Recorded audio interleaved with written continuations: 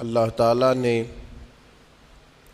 ہم پر یہ فضل فرمایا ہے کہ ہمیں اللہ نے عظمتوں والے محبوب عطا فرمائے۔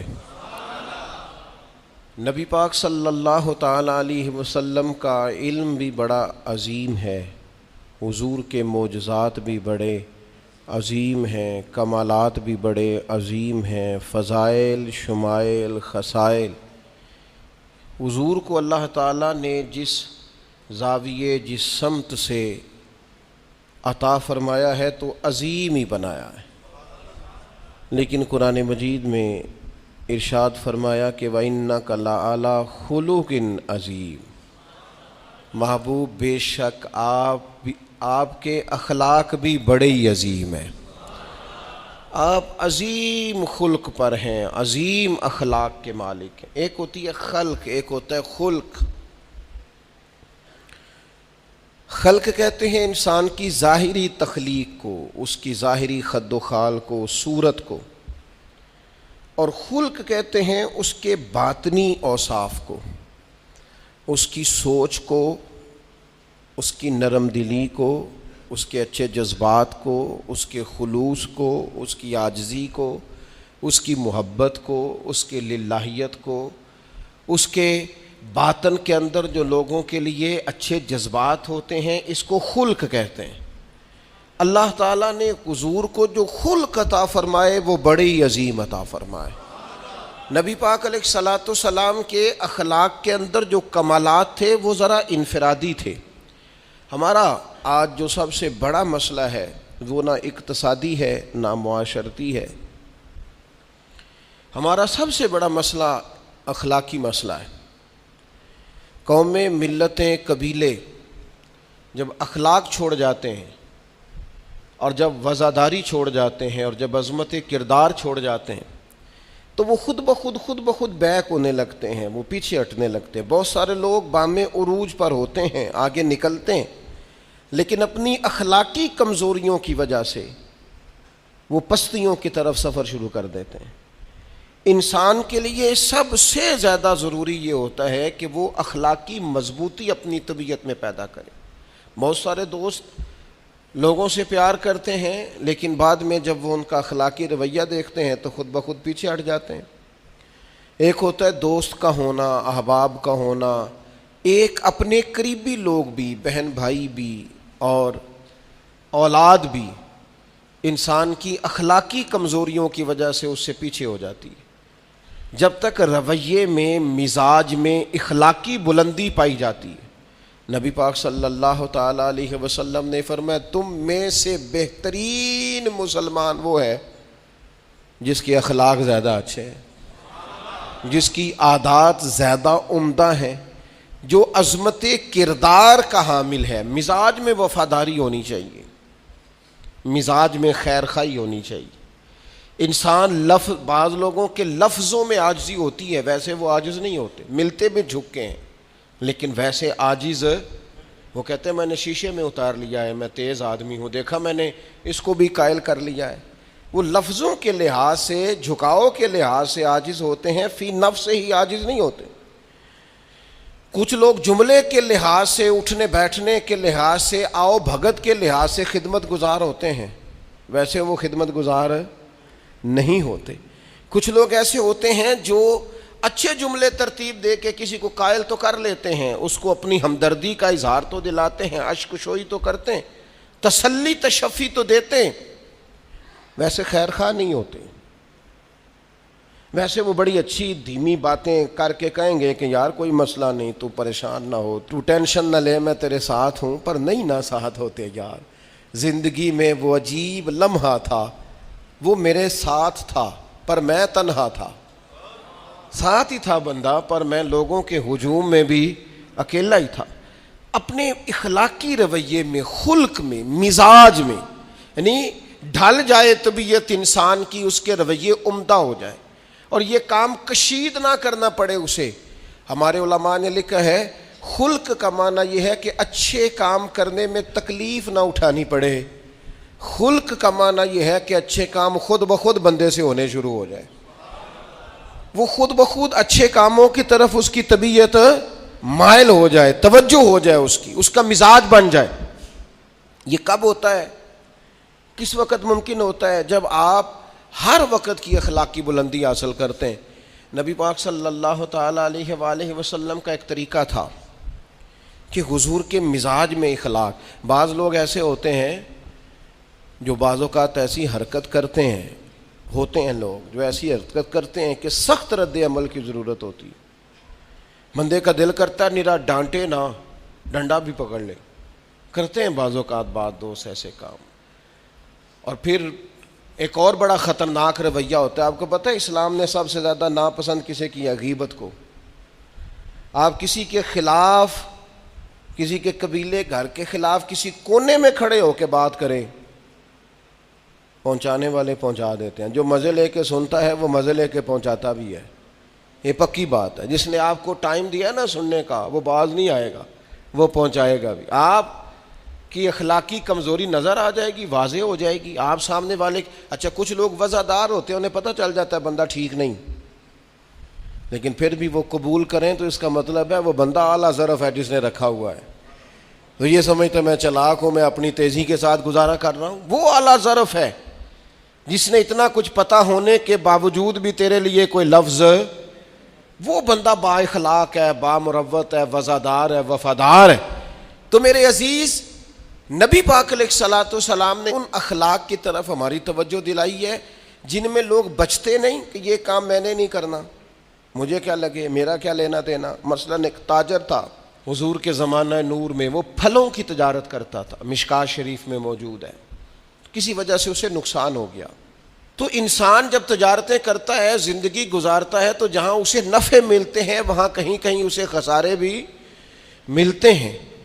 تو الگ بات ہے کہ ہم صرف نفعوں کے قائل ہوتے ہیں، خساروں کے قائل ہی نہیں ہوتے. وہ تاجر تھے، پھلوں کے تاجر تھے، بڑی اچھی تجارت کرتے تھے، کسی وجہ سے نقصان ہو گیا.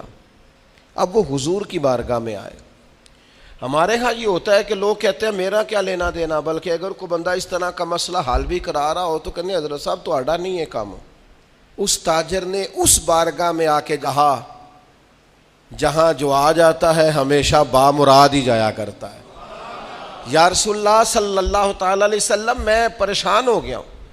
اور پہلے جب آدمی مالدار ہوتا ہے تو دائیں بائیں رش بھی ہوتا ہے، اور جب اس طرح کے حالات ہو جائیں تو وہ جو بڑے قریبی ہوتے ہیں وہ بھی کئی دفعہ ساتھ چھوڑ جاتے ہیں. ساری عمر ہی آٹا گد ہے تے لکھاں کیتے پیڑے، اب وقت آیا ہی تے محمد بخشا کوئی نہیں ہوں بیٹھا نیڑے.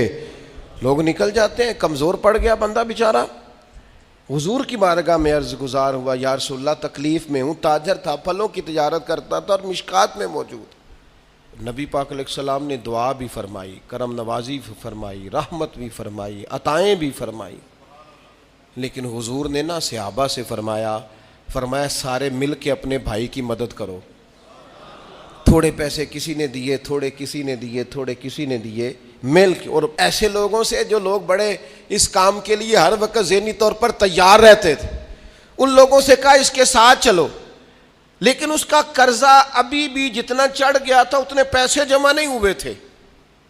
اللہ کرے میں آپ کو سمجھاؤں، یہ بھی اخلاقی بلندی والا کام ہے کہ کسی شخص کی کمزوری میں اسے اٹھانا، گرتے ہوئے کو سنبھالنا، پھسلنے والے کو سہارا دینا، بکھرنے والے کو بکھرنے سے بچا لینا، ٹوٹنے والے کو ٹوٹنے سے بچا لینا، پریشان ہو جانے والے کو سمیٹ لینا. اللہ کے پیارے رسول صلی اللہ تعالی علیہ وسلم نے فرمایا اپنے بھائی کی مدد کرو. لوگوں نے مدد کی، لیکن اس حد تک اس کے پاس پیسے نہ ہوئے جتنا اس کا قرضہ تھا. اب حضور نے ان لوگوں کو بلایا جن کے اس نے پیسے دینے تھے، اور پیسے دینے والوں سے کہا کہ اس کے پاس اتنے ہیں، اتنے لے لو، اور چلو تم بھی کچھ نیکی کرو، کچھ لے لو کچھ چھوڑ دو. یہ کون کرا رہا ہے؟ رحمت للعالمین نبی. اور ہمارا جب کوئی بندہ اس طرح الجھ جاتا ہے پھر تو وہ ساڑا لگتا ہی کچھ نہیں نا. اتنے دنوں تک نہ رشتہ داری ہوتی ہے، نہ دوستی ہوتی ہے، نہ تعلق. وہ تیری آنکھ ہو یا سنگ ملامت کی چبھن، کون پہنچا ہے میرے درد کی گہرائی تک. دور شہرت میں تو یاروں نے کیا یاد بہت، پر ساتھ آیا نہ کوئی کوچے رسوائی تک. جب حالات خراب ہوتے ہیں تو سب سے پہلا کام یہ ہوتا ہے میرا تعلق کوئی نہیں. اور جب ٹھیک ہوتے ہیں تو پھر بڑی لمبی رشتہ داری نکلتی ہے، او ہو کہتے ہیں وہ بڑی دور کے میرے قریبی تعلقات ہیں، وہ بڑا دور کا رشتہ ہے، میرا بڑا قریبی لین دین ہے. تو بڑی عمدگی سے لوگ بڑی دور شہرت میں تو یاروں نے کیا یاد بہت، پر ساتھ آیا نہ کوئی کوچہ رسوائی تک. جو عرض کرنے جا رہا ہوں اس پر آپ نے زیادہ غور کرنی ہے کہ اگر کوئی آدمی گر رہا ہو تو گرتی دیوار کو دھکا نہیں دینا، اسے سنبھالنا ہے.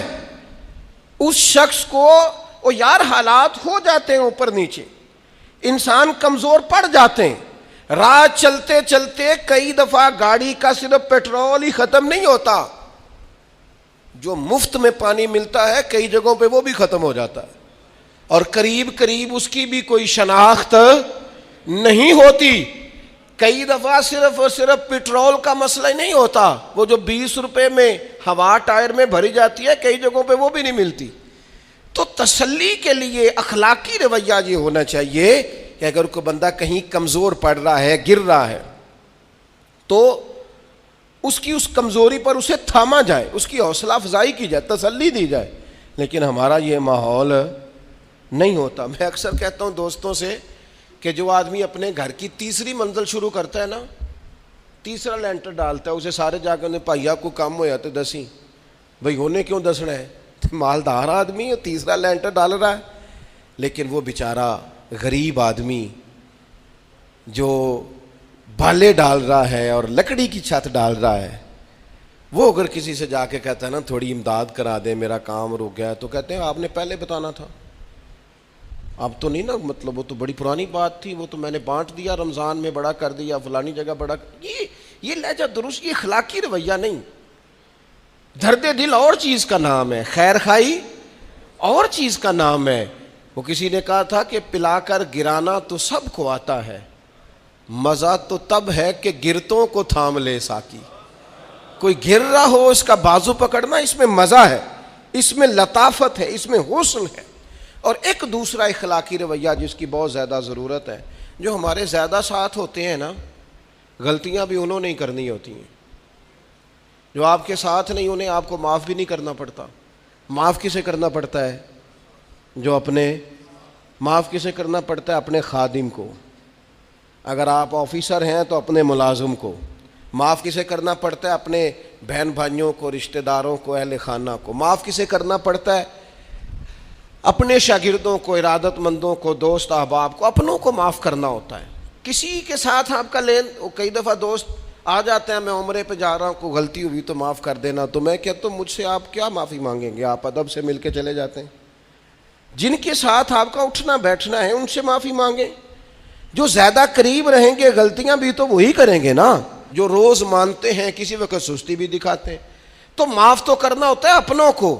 ایک خاص بات کروں آپ سے، بیٹیوں کو معاف نہیں کرنا پڑتا، معاف بہو کو کرنا پڑتا ہے. کر کے تو دیکھو نا یار. ایک معیار ہے بیٹی کے لیے، وہ بیاہ کے کسی جگہ گئی ہے، اس کی شکایت آئی ہے، تو ہمارا جواب یہ ہے کہ ابھی بچی ہے، سیکھتے سیکھتے سیکھ جائے گی. یہ جواب بنائیں بہو کے لیے. اگر وہ غلطی کرے، اس کی ساس شکایت کرے، اس کا خاوند شکایت کرے، تو یہ بہو کے لیے بولیں کہ ابھی بچی ہے، سیکھتے سیکھتے. یہ بہو کے لیے بات کریں کہ بچی ہے، سیکھتے سیکھتے. یہ بہو کے لیے ضرورت ہے اس کی. بیٹی کے لیے تو اس کی ضرورت، بیٹی غلطی کرے تو اس کے وکیل بن جاتے ہیں. ساری زندگی ساس سسر اپنی بیٹی کے وکیل رہتے ہیں اور اپنی بہو کے جج بنے رہتے ہیں.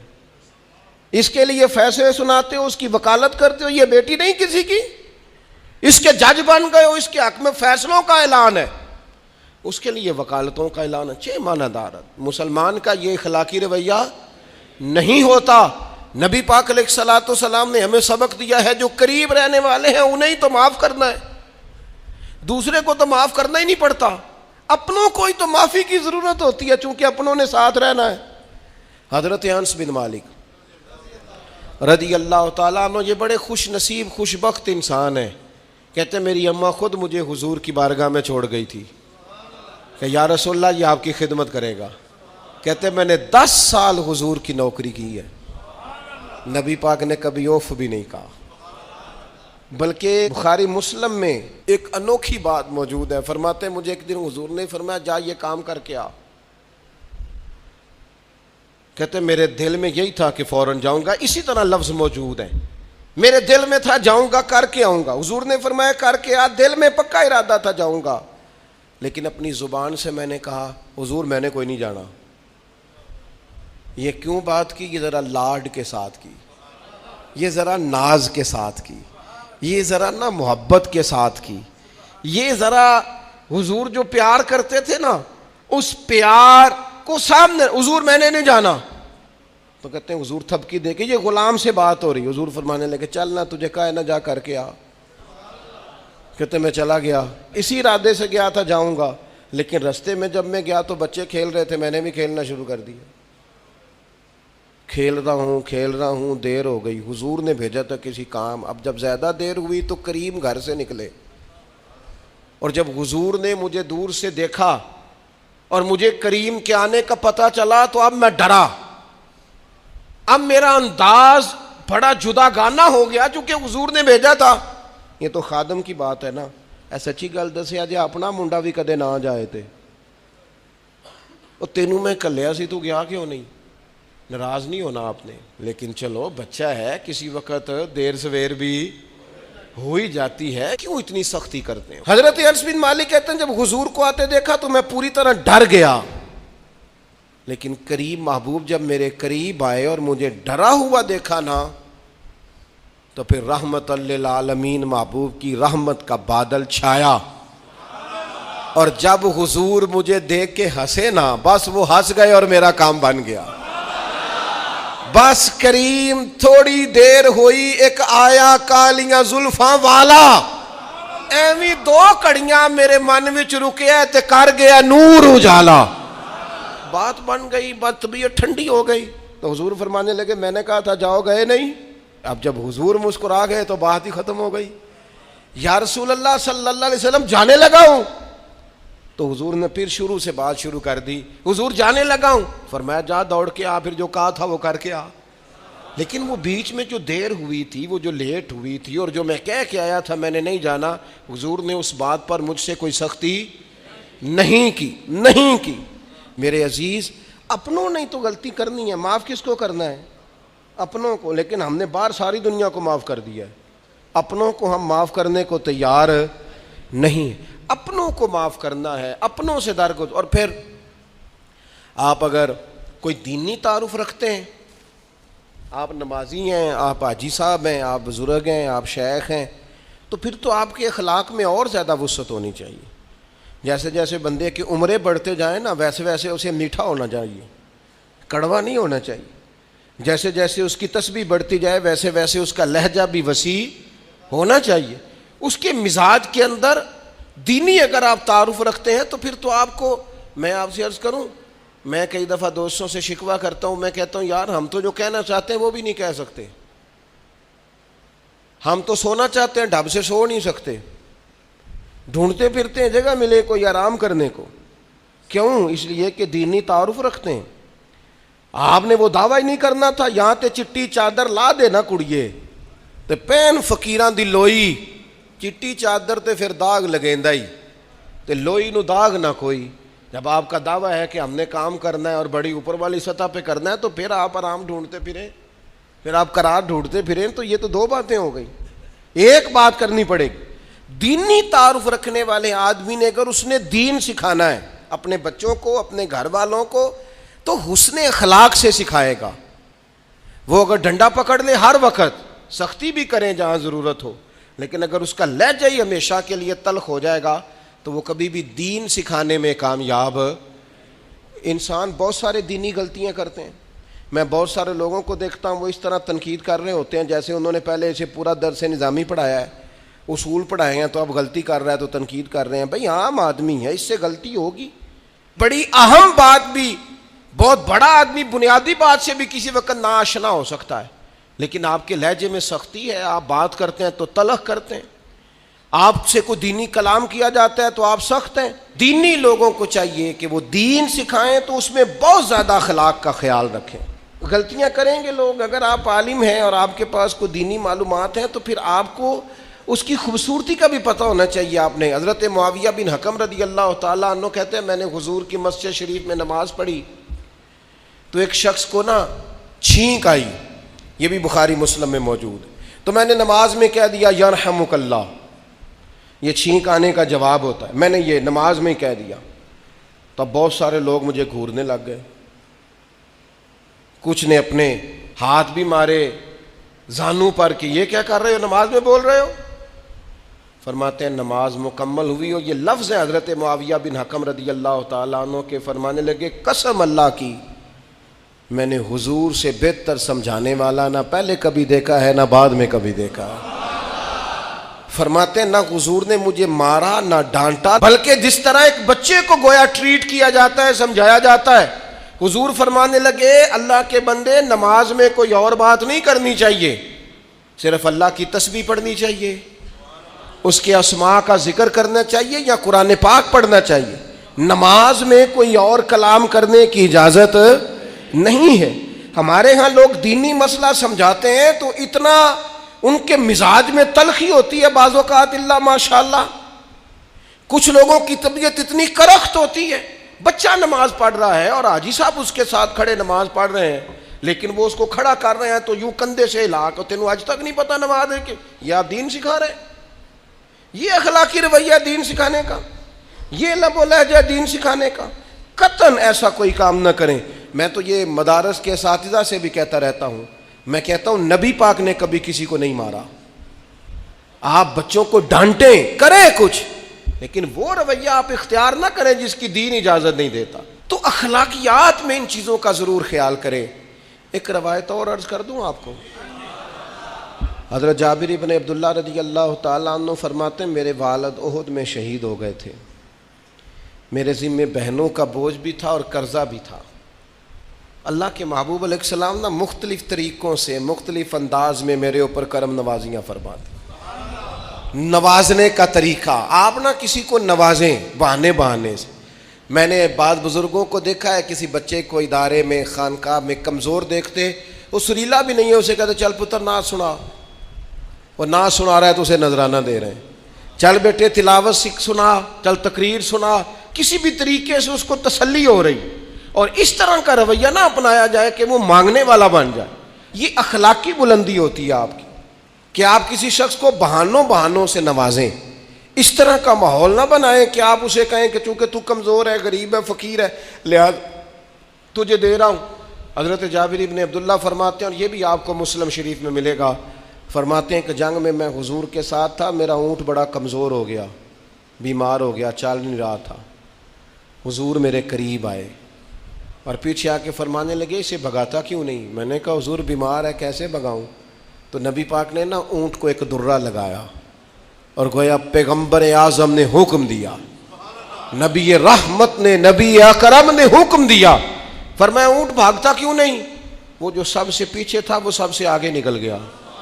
واہ کیا جود و کرم ہے شہ بطحا تیرا, اور نہیں سنتا ہی نہیں مانگنے والا تیرا. سرکار نے حکم دیا, وہ اونٹ سب سے آگے نکل گیا. اب حضور گھوڑا دوڑا کے آگے آئے اور فرمانے لگے جابر یہ اونٹ میرے ہاتھ بیچ نہیں دیتا. وہ بیمار تھا, حضور کے حکم سے بھاگا ہے, فرمایا بیچ نہیں دیتا. کہا نہیں یا رسول اللہ ویسے ہی رکھ لیں. فرمایا نہیں میں پیسے دوں گا. یا رسول اللہ آپ کا یہ ہے. فرمایا نہیں آپ قیمت بتائیں. حضور ٹھیک ہے اتنے کا اونٹ ہے, میں مدینہ طیبہ جا کے آپ کی خدمت میں پیش کر دوں گا. حضرت جابر ابن عبداللہ فرماتے ہیں حضور نے مجھ سے اونٹ خریدا. مدینہ طیبہ پہنچ کر نبی پاک صلی اللہ تعالی علیہ وسلم نے سیدنا بلال حبشی سے فرمایا جابر کو اونٹ کی قیمت بھی دے دو اور کچھ پیسے زیادہ بھی دے دو.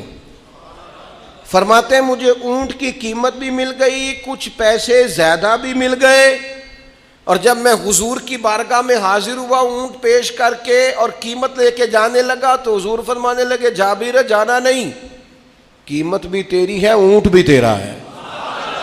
نبی پاک نے وہ اونٹ بھی تحفے میں مجھے واپس دے دیا. یہ اخلاقی رویے کی بلندی کہ کسی شخص کی غربت میں اسے نوازنا, لیکن اس طرح کا نوازنا کہ اسے محسوس نہ ہو کہ مجھے امداد دی جا رہی ہے. تو اپنے ان چند ایک اخلاقی رویوں پر ضرور توجہ کریں۔ ایک تو سب سے جس کو آپ دیکھیں کمزور ہو گیا ہے، گر رہا ہے، پریشان ہے، اس کا ضرور خیال کریں۔ لوگ بڑے بڑے تیز دوڑتے ہیں، کسی جگہ پھر گر بھی جاتے ہیں، گرتے ہوئوں کو سنبھالنے کی کوشش کریں۔ دوسری گزارش یہ کی ہے میرے عزیز، جو ہمارے قریبی لوگ ہیں انہیں تو ہم نے معاف کرنا ہے، اپنوں کو ہی تو ضرورت ہوتی ہے کہ درگزر کر کے اپنے ساتھ رکھا جائے، پیار کر کے اپنے قریب کیا جائے۔ اور تیسری گزارش یہ ہے کہ اگر آپ کسی کو دینی پیغام دینا چاہتے ہیں تو نہایت محبت کے ساتھ، نہایت خلوص کے ساتھ دینی مسئلہ آپ کسی کو بھی بتائیں تو اسے چھوٹا بچہ سمجھ کر آپ ڈیل کریں، شدت نہ اختیار کریں دین بتانے میں، وہ لہجہ اختیار نہ کریں جس لہجے میں محسوس ہو کہ آپ خود بااخلاق نہیں ہیں تو آپ کسی کو کیا سمجھائیں گے۔